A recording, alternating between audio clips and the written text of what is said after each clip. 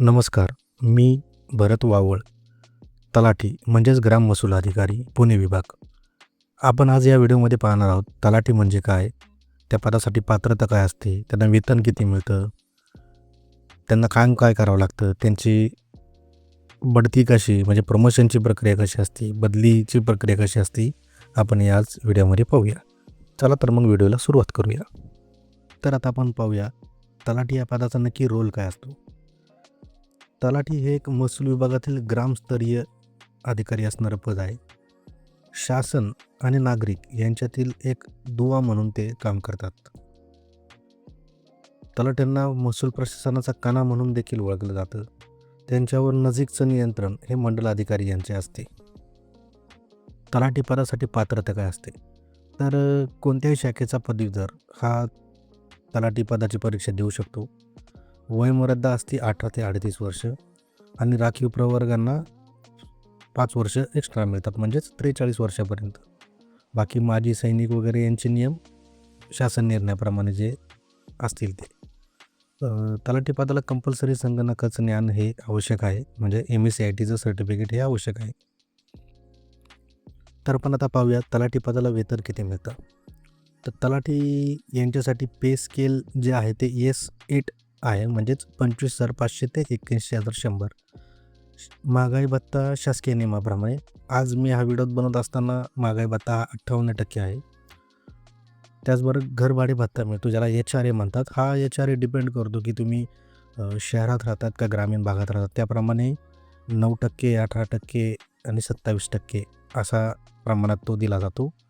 त्याचबरोबर तुम्हाला petrol allowance हा एक वेगळा अलाउन्स असतो तलाट्यांसाठी, जो इतर पदांना नसतो. तलाठी आणि मंडलाधिकारी यांना असतो. त्यानंतर तुम्हाला डेटा कार्डचे पैसे मिळतात. इंटरनेटसाठी तुम्हाला वर्षाला 9,000 म्हणजेच महिन्याला 750 रुपये मिळतात. सद्यस्थितीत तरी हा रेट आहे. त्याचबरोबर इतर शासकीय सुविधा मिळतात तुम्हाला. जर निवासस्थान म्हणलं तर सजेच्या ठिकाणी तुम्हाला निवासस्थान हे मिळतं, परंतु डिपेंड करते की तिथं त्याचं बांधकाम झालेलं असेल तर तुम्हाला सजेच्या ठिकाणी निवासस्थान देखील मिळतं, परंतु तुम्हाला मग घरभाडे भत्ता कमवावा लागतो.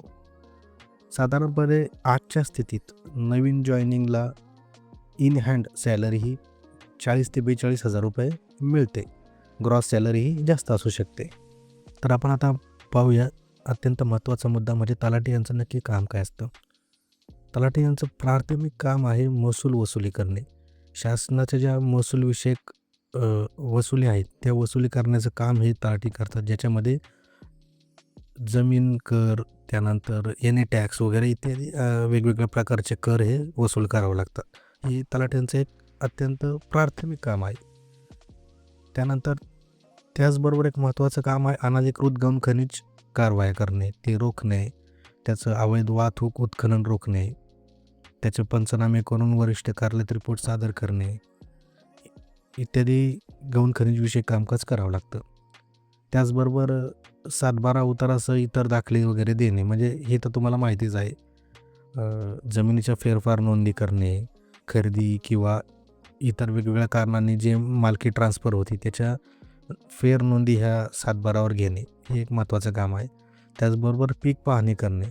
सद्यस्थितीत पीक पाहणी ही बऱ्यापैकी शेतकरी स्तरावर हा विषय आहे, तरी पण तलाठ्यांचा रोल अजून त्याच्यातही महत्त्वाचा आहे. त्यानंतर आपत्तीमुळे जे नुकसान होतं त्या नुकसानींचे पंचनामे करणे, हे एक अत्यंत महत्त्वाचं काम आहे. ह्या कामासाठी कुठलंही टाईम लिमिट किंवा सुट्टी वगैरे तुम्हाला नसते. अशा प्रसंगी तुम्हाला दिवस रात्र काम करावं लागतं, कारण हा अत्यंत सेन्सिटिव्ह मुद्दा असतो. तर हे एक महत्त्वाचं काम आहे. त्यानंतर निवडणूकविषयी कामकाज तुम्हाला करावं लागतात.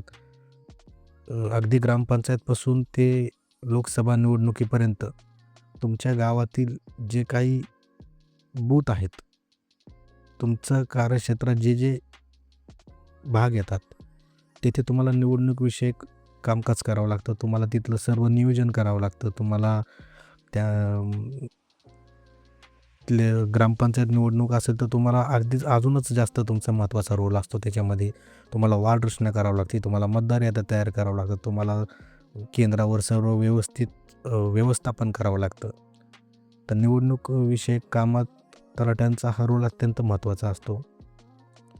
त्यानंतर शासकीय योजनांची तुम्हाला अंमलबजावणी करावी लागते. मग त्या योजना महसूल विभागाच्या असो अथवा शेतकऱ्यांशी संबंधित इतर कृषी अथवा ग्रामविकास विभागाच्या योजना असो, तुम्हाला त्या योजनांची अंमलबजावणी, शेतकऱ्यांना त्याचा लाभ मिळवून देणे, त्यांच्यापर्यंत त्या योजना पोहोचवणे, त्याच्यासाठी शिबिर आयोजन करणे, कॅम्प घेणे इत्यादी सर्व तुम्हाला हे कामकाज करावं लागतं.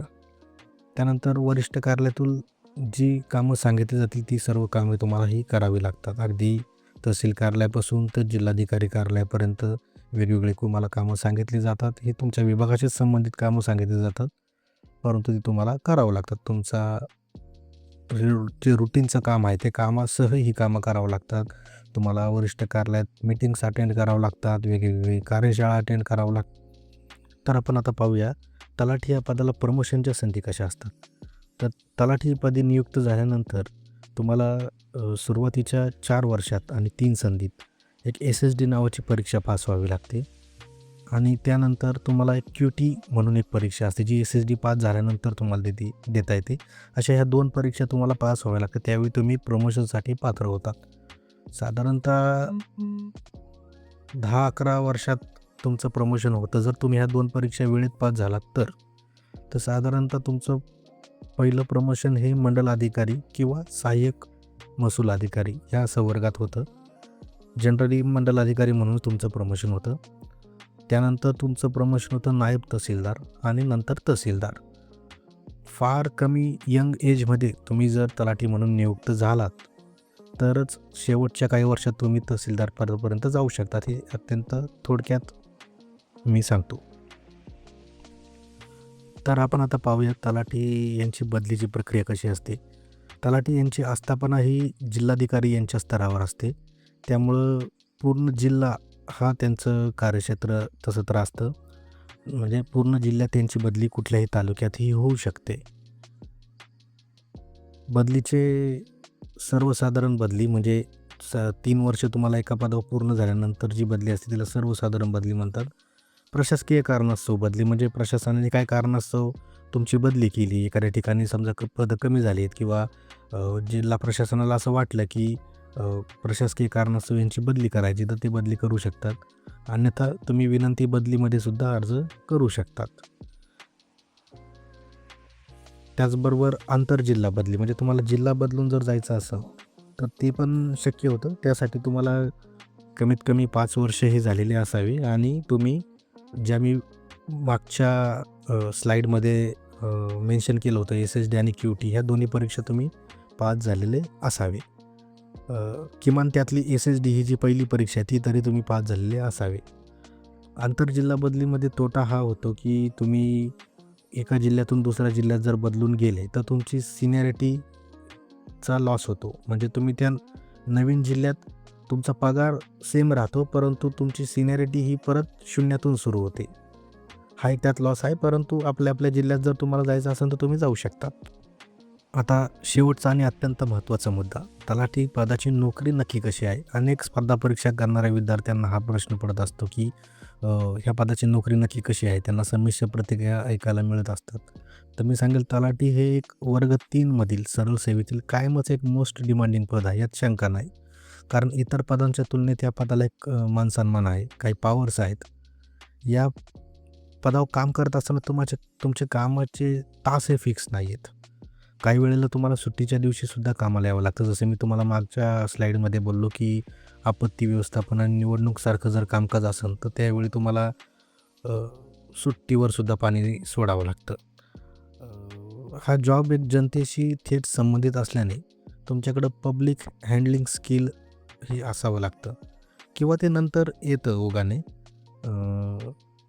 पण मी म्हणेल तुम्ही पुढची तयारी करत असाल, पुढचा अभ्यास करत असाल तर तुम्हाला थोडंसं इथं ॲडजस्ट करायला लागू शकतं. अर्थात असं नाही की तलाठी झाले म्हणजे तुम्हाला पुढचा अभ्यास करता येत नाही. माझे अनेक सहकारी आहेत जे तलाठी हे पदावर नियुक्त झाल्यानंतर वेगवेगळ्या विभागात चांगल्या पदांवर नोकरीला गेले आहेत. अर्थात तलाठीसुद्धा एक चांगल्या पदाचीच नोकरी आहे. परंतु आता ज्याचा त्याचा पाहण्याचा दृष्टिकोन असतो. पण मी शेवटी एकच सांगेन, तलाठी हा एक ब्रँड आहे आणि तो आजही आणि तो नंतरही राहणार, यात काही शंका नाही. त्यामुळे निश्चितपणे तुम्ही या पदाचा अभ्यास करू शकतात, या विभागात नोकरीला येऊ शकतात. हे माझं एक तलाठी म्हणून एक प्रामाणिक मत आहे. व्हिडिओ आवडला असल्यास नक्की लाईक करा. आपल्या मित्रमैत्रिणींना शेअर करा. आमच्यासोबत स्पर्धा परीक्षेची तयारी करण्यासाठी चॅनलला सबस्क्राईब नक्की करा.